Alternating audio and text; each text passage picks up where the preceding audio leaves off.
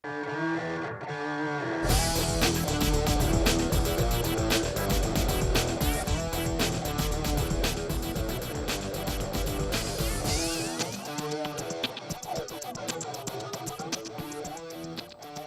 buenas tardes, bienvenidos a una nueva edición de Vigo a Debate, totalmente distinta a las dos que hemos hecho en lo que vamos de 2020. Si en una hablamos del comercio local, en la segunda sobre política, sobre la relación de empresarios con sindicatos, pues hoy vamos a hablar del futuro del zoológico de Vigo, todo a raíz del anuncio que hizo hace aproximadamente 2 semanas el alcalde de Vigo, Abel Caballero, diciendo que no puede haber más animales con jaulas. Y ahora hay dudas. ¿Qué hacemos con los animales que están ahí? ¿Por qué se quiere hacer como un espacio de recuperación de la naturaleza, conviviendo con animales que sean autóctonos? Pero claro, es que hay muchos que están en el zoológico de Amadroa que no son autóctonos. Así que hemos traído una mesa de gente que trabaja con animales, que está rodeada de ellos, también con gente de naturaleza, para entre todos intentar buscar un consenso o no de qué modelo debe seguir el zoológico de Vigo y si debe seguir el camino que han seguido, por ejemplo, otras ciudades como Barcelona, o, por el contrario, hay que partir de cero y hacer algo completamente novedoso. Así que empezamos a saludar, empiezo a mi derecha, con la única mujer, además, que nos acompaña, que es Estefanía Caeiro, que es auxiliar veterinaria y que colabora con varias asociaciones animalistas como Velaí. Muchas gracias, Estefanía, y muy buenas tardes. Gracias a ti por invitarme. Responsable de Educación Medioambiental de la Asociación Ecologista Amigos da Terra, Antón Lois. Muy buenas. Hola, buenas tardes. Tú ya eres un habitual, ¿eh? Bueno, casi. Para estos temas sí, ¿no? Casi, lamentablemente casi. Bueno, y lo hemos sacado de plato abierto. Aquí a Marcos Fernández, veterinario de la Clínica Veterinaria de Navia. Muchas gracias por estar aquí. Hola, y por quedarte con nosotros una hora más. Gracias aquí en por directo. invitarme. Y también saludamos a Juan Carlos González, que es socio y colaborador de la Asociación Proyecto Gato. Juan, muy buenas tardes. Buenas tardes y gracias. Pues ya estamos todos presentados, así que vamos a comenzar. Casi 50 años lleva abierto el zoológico de Vigo, desde 1971 está en actividad. Y en primer lugar, ¿cómo valoráis ese anuncio que ha hecho el alcalde de Vigo? Podéis intervenir cualquiera, ¿eh? Bueno, es una propuesta interesante, dado que los animales hoy en día, yo creo que hay que evolucionar y los animales, sobre todo exóticos, bueno, exóticos y no exóticos, no deberían estar encerrados en un recinto para que los vayan básicamente a observar. Entonces creo que es una buena propuesta abrirle los ojos a la gente y mejorar esa visión que teníamos antes de que los animales deberían estar encerrados. Yo creo que, bueno, que el camino, si un zoológico tiene sentido a día de hoy, es este, ¿no? Que cumple otras funciones, pues funciones como educación medioambiental, como recuperación, ¿no? De animales que a lo mejor, pues de fauna autóctona que estén, pues a lo mejor no pueden vivir en su medio natural por alguna lesión, o pues que estén en un proceso de rehabilitación, como a veces pasa, ¿no? Animales que están heridos o que tienen algún problema. Pero luego no debe de ser un modelo de zoológico como el que vivimos durante estos 40 años, ¿no? De animales enjaulados, de animales con problemas incluso de comportamiento, ¿no? Etológicos, porque no le estamos proporcionando un ambiente adecuado, ¿no?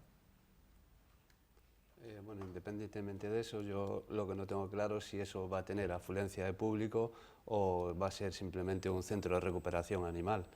Claro, que si va a tener afluencia de público, yo lo cual creo que debería evolucionar más y convertirse simplemente en un centro de recuperación. Solamente en eso, o sea, que no haya ningún tipo de animal expuesto, digamos, al público. Evidentemente no tenemos necesidad de exponerlo y de tener que ir a un zoológico a ver un animal, porque a nadie le hace falta. Es mi punto de vista, ¿no? Antón, a ver, que tú llevas ya una larga trayectoria con el Zoo de Amadroa detrás. Sí, pero es que es la evolución de los zoos fue un poco en paralelo a la evolución de la propia sociedad. El origen de los zoos era, pues eso, tener animales exóticos, cuanto más exóticos mejor, y si ya eran fieras, infinitamente mejor, y era una forma de demostrar el dominio de nuestra especie sobre la naturaleza. Y esto era lo que socialmente se consideraba tolerable, aceptable y atractivo. La sociedad evolucionó y los zoos fueron evolucionando con ellos, y ya cuando llegamos al final del siglo pasado, ya socialmente no se aceptaba el tener un animal silvestre en cautividad porque sí, para verlo, sino que se demandaba algo más. Paralelamente también se agravaba la situación de las especies en peligro de extinción en la naturaleza. Entonces llegó un momento en que cambió absolutamente la propia normativa de los zoos. Y se decía que a partir de ese momento los zoos tenían que pasar a ser, bueno, lo explicaban de una forma dificilísima, oficiales de conservación, que esto traducido al lenguaje de seres humanos quería decir que el objetivo principal de un zoo debería ser para aquellas especies que no se podía garantizar su supervivencia en el medio natural donde tienen que estar, es decir, este era un condicionante importante, evitar su extinción mediante la cría en cautividad y mantenimiento en los núcleos zoológicos, con un objetivo, algún día poder reintroducirlas en su medio natural. Y a partir de ahí, la exhibición de animales, incluso la educación ambiental e incluso la investigación, pasaban a estar relegados a ese objetivo principal. Esto por normativa, por ley. De hecho, la última remodelación que tuvo el Zoo de Amadroa fue precisamente en aplicación de esta normativa europea de núcleos zoológicos que los indicadores que tenían que cumplir en cuanto a criterios de bienestar animal, enriquecimiento ambiental de las instalaciones, estaban en el top 10, o sea, estaban en el listado de los 10 peores zoológicos de España. Es decir, la última remodelación del Zoo de la Amadroa no fue por convicción, fue por obligación. O eso o lo cerraban, tengámoslo en cuenta. Y sigue abierto, hasta el día de hoy. ¿Cómo sufren los animales en cautividad? Porque mucha gente dice que no es para tanto, pero aquí tenemos gente que trabaja con animales. ¿Qué nos podéis decir al respecto? Hombre, yo creo que sufren si no le aportamos sus necesidades, ¿no?, de espacio, de enriquecimiento ambiental, como decían, y de pues, necesidades nutricionales correctas, ¿no? Muchas veces estos animales, de hecho, enferman, incluso cuando un propietario tiene una de estas mascotas exóticas a día de hoy, porque no le proporcionan pues, esas condiciones naturales y nutricionales que son las indicadas.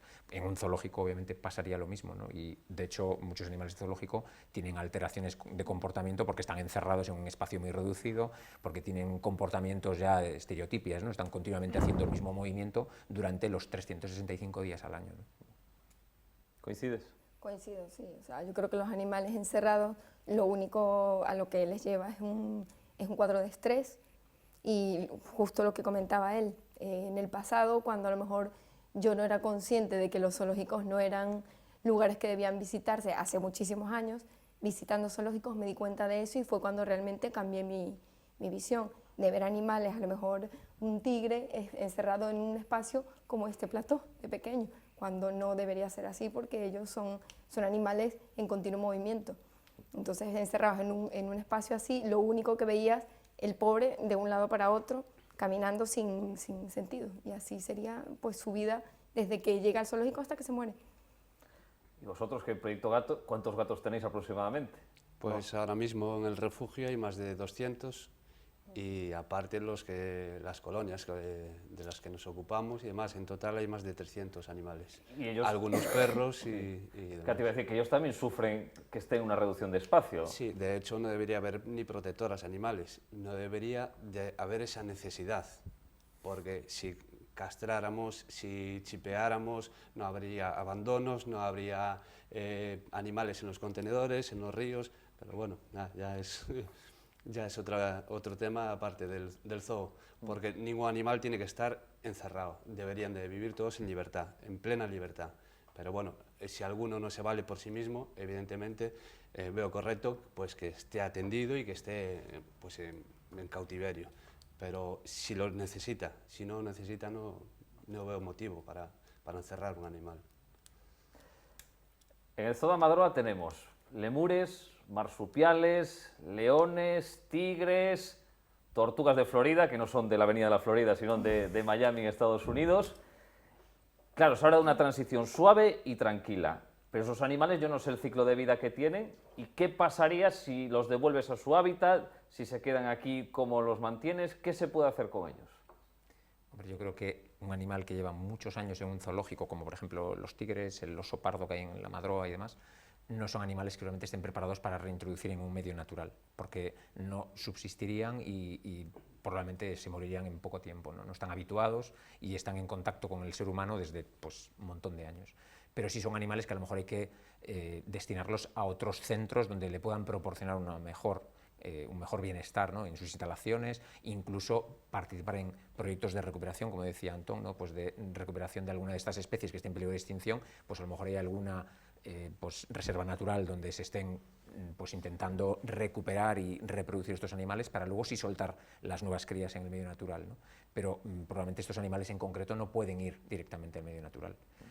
Antes decían que el zoológico debe ser un centro de recuperación y yo creo que sería un buen objetivo, pero yo creo que también tiene un sentido de investigación, como pasa en el Zoo de Barcelona, o de educación, ¿no? Entonces, el contacto de la sociedad con a veces los animales, pues muchos niños no saben lo que es a lo mejor un lobo, por ejemplo, o lo que es un oso.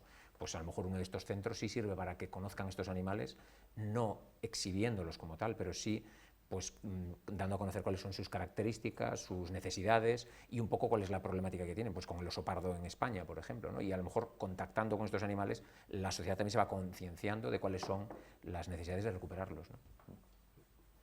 Sí, es que además en general en los centros de recuperación de fauna, ya descartado el concepto clásico de los zoológicos, es que se están desarrollando las dos labores al mismo tiempo. Un centro de recuperación, por definición, es la última trinchera para evitar la extinción de una especie, ¿no? Por lo tanto, tienen que atender lo urgente, una especie que literalmente está desapareciendo delante de nuestras narices. Pero paralelamente a lo urgente tienen que trabajar por lo importante. ¿Cuáles son las causas de que esa especie haya llegado al borde de la extinción? En la inmensa mayoría de los casos es consecuencia de las actividades humanas. De ahí la importancia de la educación. Claro. Lo que ocurre es que la educación prepara para solucionar el problema del futuro, no el problema de la urgencia de que una especie desaparece. En general, en los centros de recuperación a lo que se recurre es a estas especies irrecuperables para la naturaleza. Es fácil de entender, pues por ejemplo un águila que le han pegado un tiro en un ala, hay que amputarle un ala. Evidentemente es un águila que nunca va a poder volver a la naturaleza. Bien, estos animales sí pueden cumplir una función educativa, además de la cría y cautividad, pero esto nos lleva también a una concepción totalmente distinta de lo que se refiere a la exhibición. En los centros de recuperación de fauna silvestre, donde se desarrollan tareas de educación ambiental, precisamente por lo que decías, un animal silvestre, que tenga contacto, y un contacto cotidiano con las personas, es irrecuperable para la naturaleza. Ya no nos considera un enemigo potencial, ya no se escapa cuando ve una persona, sino que incluso se acerca, no reconoce a sus semejantes muchas veces como miembros de su propia especie, o sea, es irrecuperable. Por lo tanto, en un centro de recuperación, un animal destinado a recuperación no puede tener contacto con las personas. Por lo tanto, estamos hablando a lo mejor de 9:1, 9 partes del espacio destinado a la recuperación de fauna silvestre, una parte del espacio destinada a la exhibición y a las labores de educación. Es decir, estaríamos hablando de que el 90% de la superficie de un futuro centro de recuperación tendría que estar restringida a la presencia humana. Tanto es así que incluso los profesionales, los veterinarios que atienden a estas especies de fauna silvestre, lo hacen siempre procurando minimizar el contacto al máximo, es decir, todos los tratamientos que se hacen en los animales se hace siempre tapando la cabeza del animal para que nunca vea que es una persona quien lo manipula. Jamás se le da la comida directamente, sino a través de una trampilla para que el animal nunca vea que es una persona quien lo está alimentando. Estas son las restricciones, pero también tengamos en cuenta que esto implica cambiar absolutamente la propia urbanización y las infraestructuras del zoológico. Problemático en el caso concreto de Amadroa, porque no olvidemos que en estos momentos ni siquiera el concello puede disponer de sus terrenos porque oficialmente, por sentencia firme además del Tribunal Superior de Justicia, está de ocupa. Es decir, está ocupando ilegalmente unos terrenos que son de la Comunidad de Montes de Teis, con lo cual teóricamente no se puede hacer ninguna remodelación en un terreno que no es tuyo, no se puede ampliar una superficie en algo que no es tuyo. Esto es complejo. ¿Quieres apuntar algo más? Bueno, realmente la noticia tampoco es muy concreta. O sea, la noticia realmente lo que comenta es que se pretende hacer un centro de recuperación, pero no se habla de qué se haría con los animales en este caso. Yo realmente lo que pienso es que lo que se pretende hacer es que los animales que ya estén seguramente, como decía él, a lo mejor reintroducirlos en otros lugares que sean más adecuados y otros muchos pues a lo mejor dejarlos aquí con una instalación obviamente apta para ellos y en el momento que mueran de viejos pues no reponerlos con otros nuevos, por así decir. Claro, eso es importante, que no haya reintroducción de nuevas especies o nuevos animales. Es simplemente mantener los que están, darles una vida digna lo mejor posible y dedicarlo eso, a recuperar animales que necesiten atención, nada más. Sí, bueno, antes, por ejemplo, decías, Marci, de la tortuga de Florida, que es considerada una especie invasora de las muchas que tenemos, ¿no? en nuestro país, y precisamente las que hay allí son tortugas que la gente dona o que no se puede hacer cargo, o recuperadas del medio natural, pero que están siendo liberadas de forma ilegal, ¿no? Porque estas tortugas no se pueden soltar en el medio. ¿Así? Son peligrosas para otras tortugas que son autóctonas y que están en grave peligro de extinción. Entonces, el centro también puede, digamos, que dar esta función, ¿no? Pues especies invasoras, no solo la tortuga de Florida, pues ha pasado con el cerdo vietnamita en otras zonas, con los mapaches, o sea, hay varias especies que se introducen en el medio de forma, pues, irregular y que luego dan problemas medioambientales y amenazan a otras especies propias, ¿no? Y otro tema que quería tratar, que vosotros estáis más en el medio, ¿se sacrifican animales en los zoológicos? Aunque no se cuente públicamente. Sí, ¿No? sí, claro, desde luego sí, pero el sacrificio de animales en los zoológicos y en los centros de recuperación de fauna También silvestre. hay. Bueno, Por cuando un supuesto, animal, claro. quiero entender que cuando un animal tiene una patología grave, tiene un Claro, sufrimiento que no se puede paliar, ¿no? Debe haber Pero habido claro, irregularidades claro, en por muchos, o supuesto. sea, en el de Vigo no tengo constancia, pero sí en O sea, muchos, ¿conoces sitios que hay...? que ha habido irregularidades en ese caso, sí. A ver, otra cosa es eso, que sea irregular, pero el sacrificio en los centros de recuperación de fauna silvestre, cuando llegas a un animal que evalúan los veterinarios su estado y dice, bueno, es que objetivamente no tiene capacidades de supervivencia, es más, lo único que vamos a hacer a base de ponerle todo lo imaginable es prolongar un mes una agonía atroz. Eutanasia inmediatamente, claro. Por supuesto, Claro, es que sería una crueldad absoluta no hacerlo. Pero no se ha por supuesto. legislado eso. Sí, Sí. el protocolo de eutanasia de animales de fauna silvestre está perfectamente regulado y especifica en qué circunstancias específicas debe hacerse y quién concretamente debe hacerlo. No tiene que ser un veterinario titulado con una serie de protocolos que eviten al máximo el sufrimiento en este trance terrible del animal. Pero es que en los zoológicos el problema muchas veces no es ya la cuestión de tener que sacrificar animales, sino todo lo contrario, la saturación. Una de las dificultades de reubicar los animales del zoológico de la Madroa es que, claro, el criterio es muy evidente. Cualquier sitio que tenga unas instalaciones mejores que las que tienen en la Madroa sería un buen destino para llevar esos animales, partiendo de la base de que, como decíamos, son irrecuperables, no se pueden soltar en la naturaleza. Desgraciadamente su finalidad será morir encerrados porque ya no se pueden devolver. Pero es que en estos momentos los dos están saturados. Es que en contra de lo que parece, la cría en cautividad de especies de fauna silvestre, hay excepciones muy complicadas de cría en cautividad, pero otras especies crían mucho. Es que si tú tienes un macho y una hembra encerrados en una jaula, sin Netflix,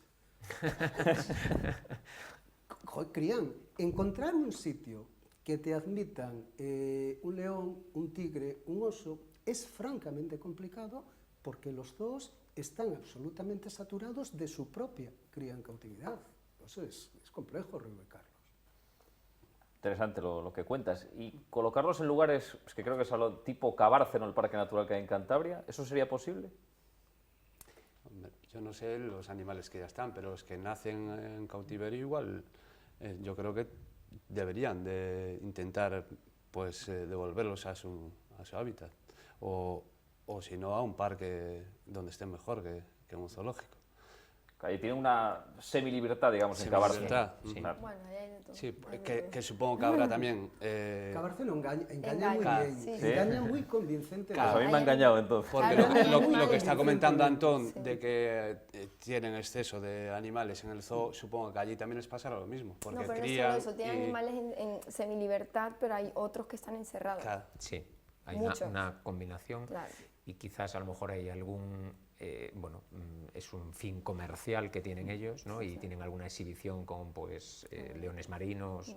Creo que otros mamíferos marinos creo que no tienen, ¿no? Pero sí que tienen alguna exhibición con leones marinos que pues quizás tampoco cumplen esta función de evitar el exhibicionismo y tener una función solo educativa, ¿no? O sea que al final, obviamente ellos tienen que mantenerse y tienen que atraer al público con algo, y esto es algo que hoy en día está muy discutido, ¿no? El tema de los delfinarios es un poco complejo.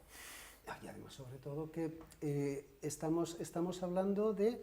A ver, yo entiendo que tener una pareja de osos en un espacio de 100 metros cuadrados es absolutamente impresentable, y cualquier persona diría, es evidente que están sufriendo estos animales. 2 osos en 100 metros cuadrados. Si los tenemos en 1000 metros cuadrados, bien. No bien, pero Y si, mejor. pero añado, pero si en esos 1000 metros cuadrados no hay 2 osos, sino que hay 30 osos, a ver, el espacio de los osos de Cabárceno, así a ojo, yo creo que todo el zoológico de la Madroa cabe solo en el espacio de los osos de Cabárceno. Pero ¿cuántos osos hay ahí? Hay muchos. Hay como 30 o 35 osos, la densidad. Pero de todas formas, es que es un poco lapidación o crucifixión. Es decir, bueno, si la jaula es pequeña, mal. Hombre, si la jaula es grande, ¡jo, una maravilla! A ver, a mí si me dicen que los animales del Zoo de la Madroa pudieran estar en cautividad en un sitio donde, con la superficie que tienen los animales que están en Cabárceno, por Dios, ¿dónde hay que firmar? Inmediatamente. Ahora, estamos hablando de que cambiamos el tamaño de la jaula. ¿Sabes cuál es el problema también? El problema es que la gente que va a ver esos animales quiere verlos. Entonces, si tiene un espacio muy grande y los animales no se ven, ya eso no es comercial. Claro, Es el problema lo que también. hablábamos antes, al final está nuestro beneplácito, los animales, Claro. que es lo peor de todo, tanto en Cabárceno, en cualquier lado. Por eso yo abogo por su plena libertad, Sí. que es al final, pero bueno, luego están expuestos a otras cosas como caza y demás, contaminaciones, envenenamientos y... No, pero hay que pensar que a veces estos animales que están en alguno de estos centros son animales que no pueden estar en medio libre. Pues a lo mejor un oso que tiene algún problema en una pata, por ejemplo, cerca de aquí en Zamora tienen el centro del lobo ibérico y ahí tienen a 4 o 5 lobos pues que no pueden estar en el medio natural, pero sí los tienen allí. Sirve como centro educativo y sirve también incluso como centro de posible reproducción y reintroducción de nuevos lobos, ¿no? Por ejemplo. Sí, pero claro, esos que no pueden estar, que no se pueden adaptar a su medio, que tienen que estar ahí pues controlados y atendidos. Pero los que nacen, por ejemplo, lo que hablabas tú, en los zoos y demás, yo creo que esos animales se debería intentar introducir en su hábitat. Claro, lo que pasa es que ahí también tienes el problema del conflicto social que supone muchas veces, cuando ya no hablamos de tigres y leones, o sea, ya estamos hablando de fauna autóctona, lo que acabas de decir. Claro, en estos momentos la situación del lobo es estable dentro de la gravedad, pero es una especie que está en regresión. Seguramente el lobo sería una especie de seguir todos los indicadores como van hasta ahora, que en un espacio de tiempo no muy lejano sería un buen candidato a una cría en cautividad para su reintroducción en el medio natural. Cuéntale tú al paisano de la Serra do Suído, de Covelo de la Estrada y no sé qué, que van a soltar lobos en su pueblo. Porque ya lo están diciendo, siendo absolutamente mentira, ya circula la leyenda urbana de Asunta Soltalobos, va por zonas. Aquí es Asunta Soltalobos, en Ancares Caurel Asunta Soltaosos, en Limia Asunta Soltavíboras, tal, y además siempre con el síndrome de Vietnam de fondo, desde helicópteros, siempre. Y siempre te encuentras un paisano. Generalmente tienes que contar el número de cuncas que hay encima de la barra, que lo vio personalmente, cómo el helicóptero soltaba el lobo. Suelen soltar otros animales también, pulgas y garrapatas. Esto lo sí. dicen mucho, en avionetas. Plagas, en avionetas. Como el chain trail, ¿no? Los fumigan. Sí, pues yo digo, siendo absolutamente falso, está en el imaginario colectivo popular, que eso, que la Xunta está soltando alimañas. Es decir, a ver, el animal probablemente más conflictivo en cuanto a la coexistencia con humanos, y se va a dedicar la Xunta a soltarlos. A ver, la Xunta más bien está haciendo todo lo contrario, poner todo de su parte para que se extinga cuanto antes, no dedicándose a criar para desgraciadamente. Veo que coincidís en este punto, y por ejemplo, las tortugas, que es el tema estrella, parece, ¿se pueden devolver a Miami? Bueno, yo creo que ¿Se debería devolverlas a Miami? No creo, porque son animales criados en cautividad, ¿no? Entonces, y además entraríamos ya en un conflicto internacional, es decir, cómo mueves animales vivos de un entorno a otro, porque la gente lo hace muchas veces de forma ilícita y no sabe el riesgo a veces que comporta. No hablamos ahora del coronavirus que está tan de moda ahora estos días en la televisión, ¿no? Pues cuando movemos un animal de un sitio a otro, pues a veces estamos moviendo también algún patógeno, alguna enfermedad a la que podemos poner en riesgo a la fauna autóctona. O sea que es decir, las tortugas no pueden volver a lo que sería su lugar de origen. No, lo que se hizo fue prohibir su importación. Fue prohibirlo hace ya unos cuantos años. Lo que pasa que quien inventó la ley inventó la trampa, entonces fueron sacando nuevas subespecies de tortugas de Florida durante años. Entonces hemos ido teniendo esas diferentes subespecies durante pues, los últimos 30 años, ¿no? Pero no son animales que vayan a reintroducirse en su medio, pero tampoco son animales que vayamos a eutanasiar porque no nos interesan, pero tendremos que proporcionarles un sitio donde hagan el menor daño posible, ¿no? No vamos a liberarlos en el medio natural. Por ejemplo, el tema de los mapaches, lo que está pasando en Madrid, pues es responsabilidad de la gente, sí se están eutanasiando. Se llevan a centros y la mayoría se sacrifican, que eso no lo sabe muchísima gente. ¿Y están en buen estado? Sí, claro, o sea, se recogen porque realmente es una especie invasora, es una especie que en libertad, o sea, personas que los compraron, que obviamente un mapache es un animal salvaje, la gente ve un mapache en televisión, es súper adorable, súper simpático, se compra un mapache, el mapache empieza a dar problemas, es agresivo porque son animales agresivos y lo que hacen es soltarlo y empezaron a criar en zonas de Madrid y alrededores y lo que hacen ahora es capturarlos y son muchísimos, o sea, no sabría decirte ahora porque no recuerdo los números, pero realmente eran muchísimos mapaches capturados anualmente y los sacrificaban porque no... No hay dónde introducirlos. Claro, el problema es que encima son animales agresivos que pueden dar problemas, ¿no? de agresividad hacia personas, otros animales y animales que transmiten enfermedades. O sea, el mapache puede ser transmisor de la rabia, ¿no? Claro. Hablamos también de la rabia estos días, en Melilla con un perro infectado de rabia, con un señor que se murió hace un par de meses en el País Vasco porque le mordió un gato en Marruecos con la rabia. Bueno, pues es un virus que los mapaches pueden ser transmisores. Vamos a hacer una pequeña pausa publicitaria y continuamos hablando de animales y del futuro del Vigo Zoo aquí en Vigo a Debate.